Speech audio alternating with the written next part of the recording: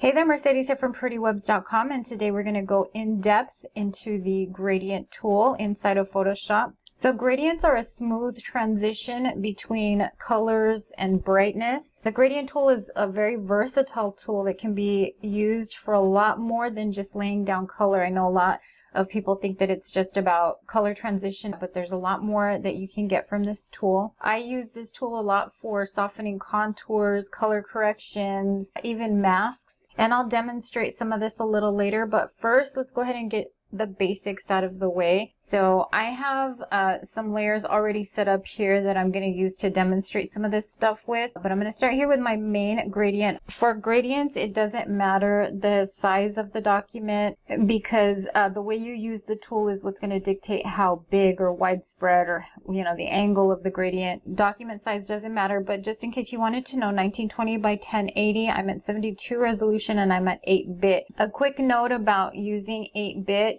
you're going to get a lot less colors. You're at 256 colors with 8-bit. If you go up to 16-bit, you're going to get somewhere like 60 something, I don't know exactly, but you'll go from 256 colors to like 60 something thousand colors. If you start to see banding or where you're seeing definitive lines where your color is changing, you might want to change up to 16-bit or 32-bit. It's a lot more color information. That means you're going to have a bigger file.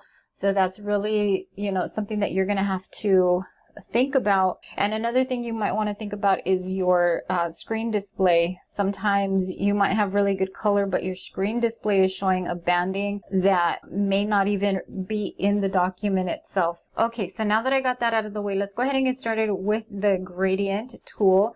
That's going to be right here. This is the gradient tool. So sometimes you'll see this under the paint bucket. Usually paint bucket is first. I rarely use that, so mine is on top, but the icon looks like this. If you don't see it there, you can come to the three dots and you'll find it there. But we're going to come here to the gradient tool, and you'll notice that when I have this gradient tool selected, I have this whole top bar right here. So there's a lot of different options that the gradient tool has, and I'm going to go through those one by one, and then we'll go in depth into some of them. This is for tool presets. So if you click on this, and I have one tool preset in here for the gradient tool. You may have a lot more, or you may not have any. And I rarely ever use anything from tool presets because I have my gradients saved here. So if you come here to window, you go to gradients here. Usually you'll see this over here on this side. So you have all of your actual gradients set up this panel right here on the right hand side, little hamburger menu. When you click on that, you can import gradients if you have something selected. Say I select this folder right here and I come back in here, you can see that now export is available to me, so I can export that group that I have selected. I can come in here to legacy gradients and import more gradients. Let me go ahead and trash that. But that is this panel over here. So you'll see this panel is a little bit different than this one. This one this is the functions, and when you're making a gradient, you're going to come to this side. When you want a preset gradient, or if you want to import or export, you're going to come to this side, which you will get to from here, window and gradients from here. Okay, let's continue here with the gradient tool on this side. We're looking at the option bar up here. That very first one is going to be tool presets. If you have them, they will be there. This one right here is your current gradient preview. Okay, so you'll notice right here, I have this purple color and then I have a white color for my background. Some of the basic gradients will use these colors to make a gradient. So I'm going to go ahead and click in here, and I'm going to come back and show you the gradient editor a little bit later, but I want to show you how you can use this. You can see right now I have a basic gradient. This is foreground to background. That's because it's picking up these colors right here, foreground and background. This one is foreground to transparent, so it's going to pick up that top color and then it's going to fade into nothing. So if you have an image underneath or something else that you want to slowly reveal, this is the gradient you would use for that. And then this one, this is black and white. And what's showing up here is a foreground to transparent gradient. You can tell because you can see the little squares that represent transparency. Okay, so you'll click here to edit the gradient, and like I said before, I will show you that here in a minute. I'm going to come to this little arrow right here. When you click on that, that's going to bring up all of the gradients that you already have loaded, and you can come in and choose a gradient from here. And that's coming from these gradients right here where you have everything saved. You also have access to them here. If you click on this, you can also import gradients from here and export gradients. Okay, so next I have these 5 styles of gradients. These are how the color and the light will be laid down on the canvas. And I'm going to go through those more in detail here in a minute. Now the mode right here is the mode blending mode. Just like layer blends, you can also do gradient blends as well. Next is opacity. This is just controlling the transparency of the gradient. So if you have your gradient at 100% opacity, then you won't be able to see through it at all. So just like layer opacity, it's the same thing. It's just controlling the gradient only.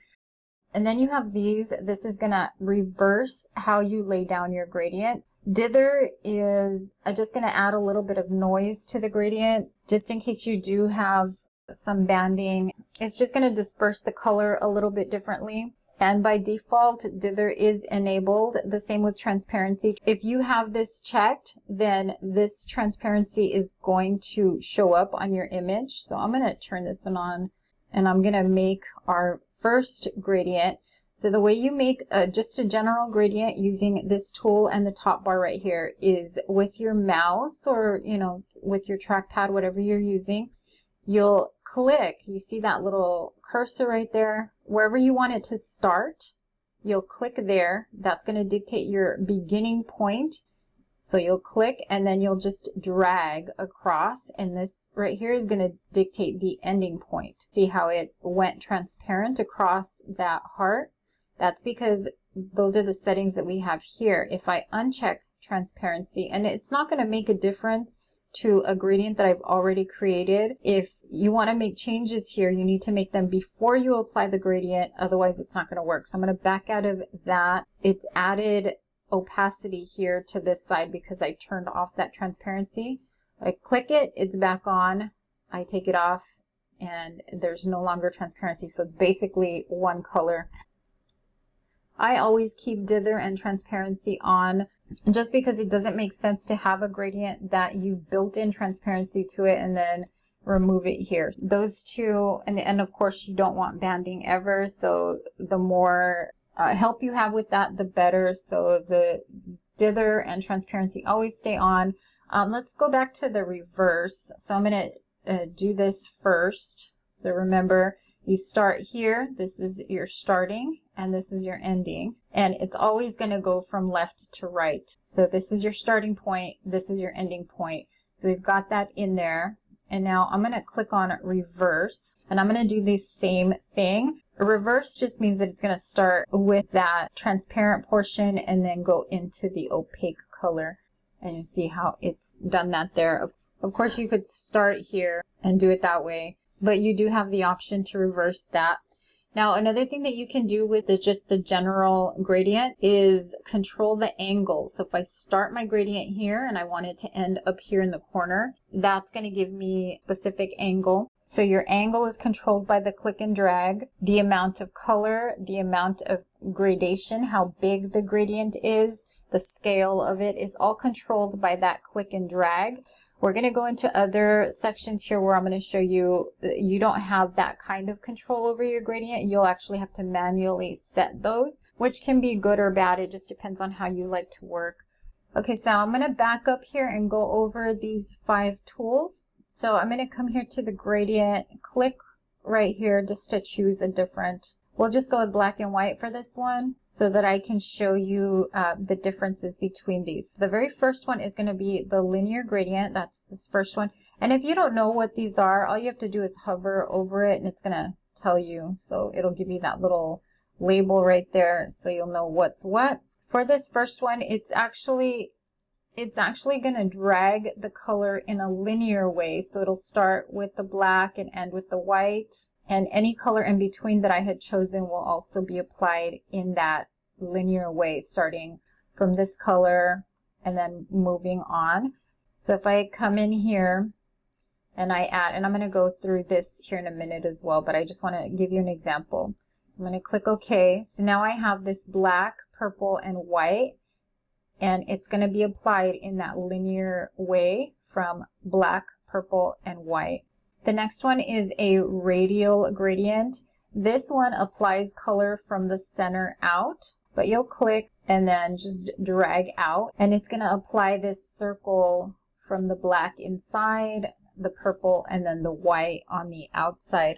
It radiates outward from where your starting point is. So if I start my point here, it's going to radiate outward from there. So the angle gradient is going to start at one point, and then it's going to kind of like the radial gradient, except that it's dispersing color in a circle going around and not, starting in the middle and then going out. So if I click here and I just drag up, you can see that it started with the black and it's taking it around into the purple, and then it's going to end in the white. So it is going in that circle, but it's actually not radiating outward. It's just moving in that circle, and it's going to end in this harsh line. If I come back in here and I choose black, I'm going to put this black out over here because I wanted to start and end in black. I'm going to go ahead and click OK. Let's get rid of that one, and I'm going to do the same thing. You can see that it's ended both sides in the black. That's how you get rid of that really harsh line if you don't want that. Okay, the next one is the reflective gradient. That's this one right here. And this creates a symmetric linear gradient. So it's a gradient that's applied symmetrically from the start point to the end point. That means that whatever I do to this side is also going to be done to the other side. Okay, and then the last one we have is this diamond gradient. And the diamond gradient disperses color in 4 directions. So it looks like a diamond when you create it, but it's actually just the way it's dispersing the color. So when I click and I drag up, it started here and it's dispersed that color here, here, here, and here. So it's basically a 4-direction gradient that comes together and looks like a diamond. So you're going to see these styles right here in other gradient functions as well. It's not just in this main gradient. So we'll take a look at those next. I want to show you the stroke and overlay. So these right here are actually layer styles. I'm going to go ahead and double click on the far right hand side to bring up my layer styles. And you'll see if I choose stroke right here, that I get this fill type right here. So there are 3 fill types: the color, gradient, and pattern. We're focusing here today on the gradient. So I have this gradient chosen right here, and the style right here is reflected. This is where all of those styles, where you saw the little icons for, or the way the color is going to be laid out, those are all right here. So they're just not represented in the icon format, but it's exactly the same thing here. Here, instead of, clicking and dragging to set your angle, you're actually going to do that. And then the same thing for scale. In the original, if you wanted to scale it small, you would just click and, small clicks to get that smaller scale. So in some ways you could say you have more control here. It just depends on how you work. And then also here in the stroke, you can control your blend mode here. So you have all of the same function. It's just laid out a little bit differently here. And then of course, opacity, you have reverse. So all of that stuff that you saw in that top bar, you'll find here as well. I'm going to come here to the gradient overlay. This is another layer style, but it functions in the exact same way. This is a stroke, and then this is a fill.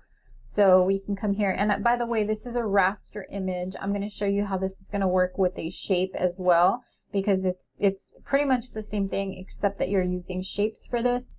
But again, you have that same thing, the dither, you have blend modes, opacity. You can adjust your gradient here. You can choose a different gradient here. Same thing as the top bar.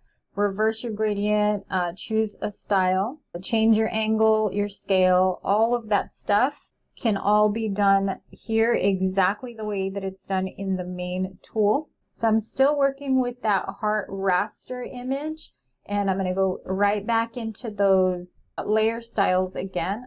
just clicking on that far right hand side, I'm bringing up the layer styles. So I'm going to come here to the outer glow.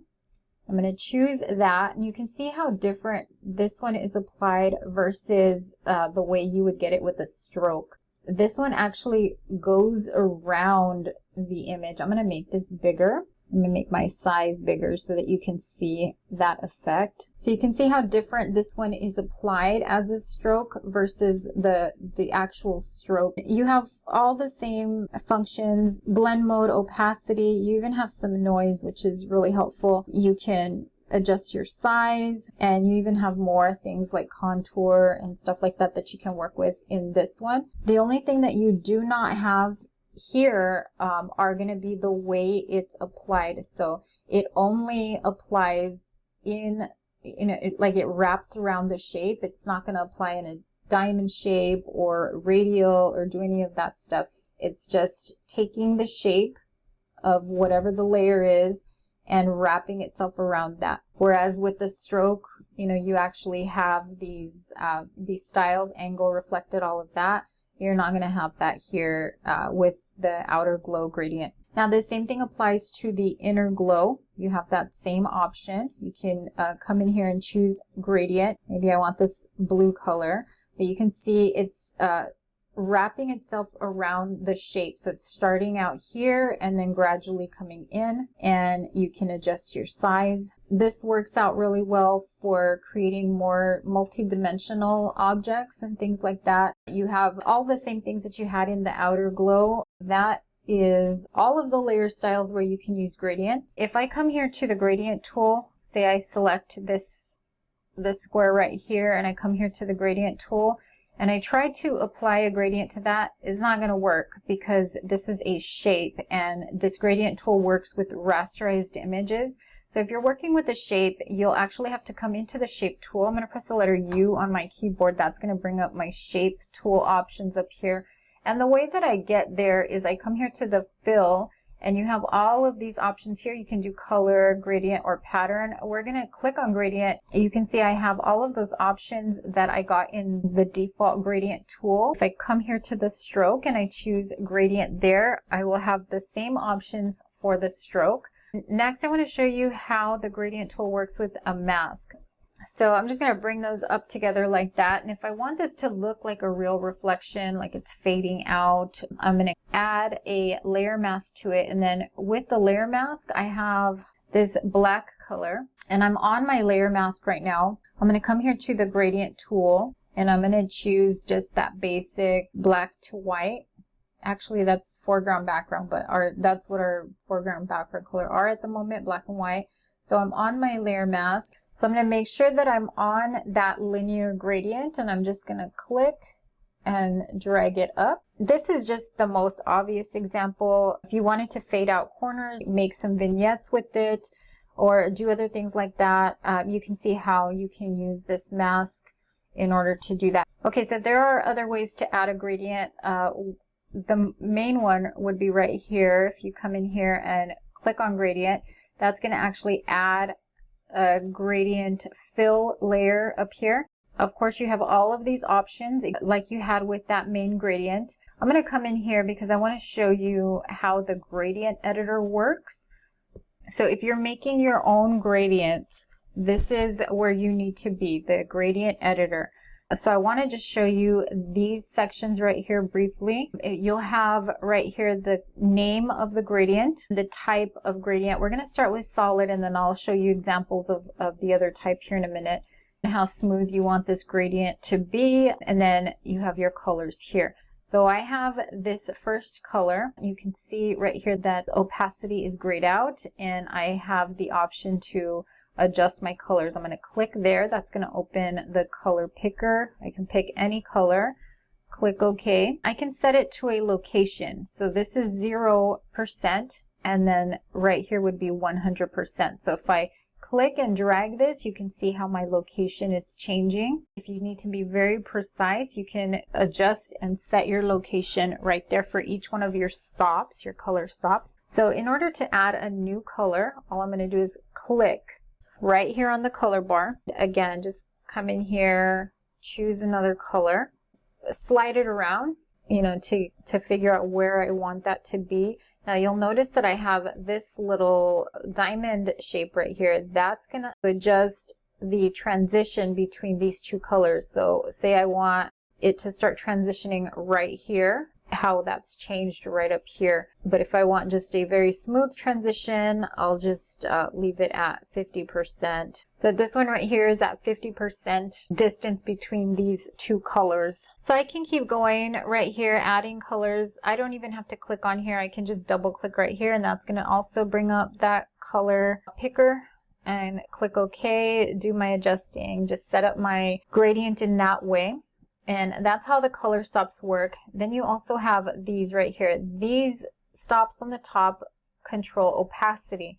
So if you have black, it's completely opaque. If you have white, it's completely transparent. I'm going to click on that, and I want to change my opacity to 65%. You can see how it's starting to turn that gray color. That's because my opacity has come down. I can come here, add a new one, and make that completely opaque. And you can see up on top right here how it's changing things. I'm going to take this down to 26%. This one right here is at 0%. That means it's completely transparent. I'm going to add another one over here that's completely opaque. So that color, that purple color, is actually going to show up there. And again, you have that same thing, the little diamond. It's just the transition between the two colors. And then you can also delete your stops here. You can also just drag it off and it'll go away.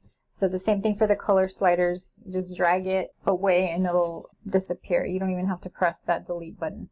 For the noise gradient, you have a lot less control, but you get some really interesting effects, especially on photo overlays and things like that. You can adjust your roughness, or you want it smoother, and you'll get something like this. You can randomize this for different colors. I like to use the HSB, so it'll kind of give you more control over the exact color that you're going to get, the brightness of the color, also the saturation. And I'm going to come back here. I want to show you this gradient right here.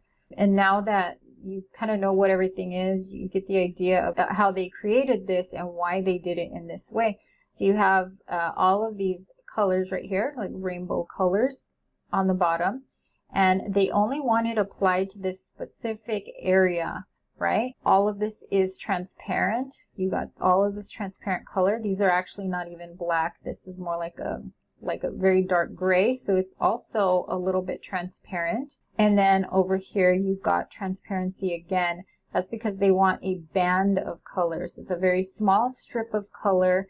And you can see just with this gradient right here how controlled you can really get with your styles of gradient. I have it on radial, so this is going to give me an actual circle here. If I click it, you'll see how I have this rainbow right there, and I can keep clicking, and I'm just getting all these little gradients here. Now, if I had turned transparency off, all I'm getting is just a big gradient. So just make sure that your transparency is turned on, and then you can see, how much control you can really get with your gradients just by understanding opacity, your color stops, and all of those things. If I come back in here and I make some changes to this, I want all of these to be very concentrated, and I want my blue to come out, and I've made this custom gradient now. I can click on new and it's going to save that. It's going to be called customs. So make sure you give this a name, otherwise you're not going to know what anything is. So we're just going to call this rainbow, and I'm going to hit new, and you can see down here how it's added that gradient to my gradients. I can click on it and I can export it. So this right here is just going to be, if you have a gradient that you want to, because there's a difference between saving a gradient and applying a gradient. I can make this gradient. I'm going to just drag this over here, and I'm going to apply that. I'm going to click OK. So I'm just going to go ahead and apply that gradient right there. But if I go back in here to my gradients, I didn't save that gradient. I just applied it here.